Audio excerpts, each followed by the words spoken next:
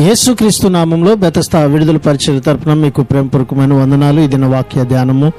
రేపటిని గూర్చి చింతించకుడి. మత్తయి సువార్త 6వ అధ్యాయం 34వ వచనం. దేవుని నమ్మిన ప్రజలు ఆందోళన చెందకూడదని చెప్పడానికి పై వచనాల్లో 4 మంచి కారణాలు కనిపిస్తూ ఉన్నాయి. మొదటిది, యేసు ప్రభు 3 సార్లు ఆందోళన చెందకూడదు అన్నాడు.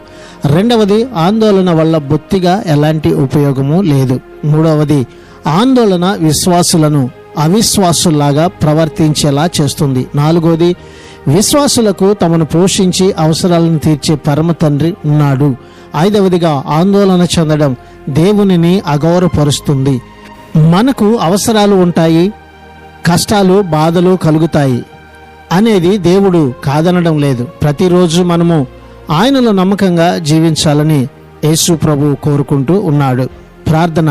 మమ్మల్ని మిక్కిలిగా ప్రేమించిన మా ప్రియ పరలోకపు తండ్రి యేసయ్యా, మరొక నూతన దినాన్ని మాకు ఇచ్చినందుకు నీకు వందనాలు, స్తోత్రాలు చెల్లిస్తూ మేమే విషయంలో కూడా చింతపడకుండా, ఆందోళన చెందకుండా సంపూర్ణంగా ప్రభువా నీపై ఆనుకొని జీవించే ధన్యతను మాకు దయచేయమని, రేపటిని గురించి మేము చింతించకుండా నీలో ఆనందించే గొప్ప భాగ్యాన్ని కూడా ఈ దినాన్ని మాకు అందరికీ మీరు దయచేయమని యేసు పరిశుద్ధ నామంలో ప్రార్థించి అడిగి వేడుకుంటున్నాము తండ్రి. ఆమెన్.